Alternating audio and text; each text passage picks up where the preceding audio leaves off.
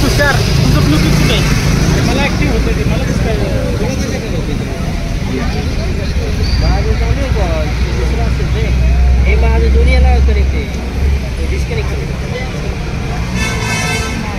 मित्रांनो या ठिकाणी लक्षात घ्यायचं आपल्यासाठी काल गेले 2 दिवस झालं आपल्या कर्ते मित्र उपोषण करत आहेत. त्यांनी अन्न जवळपास केलेलं आहे.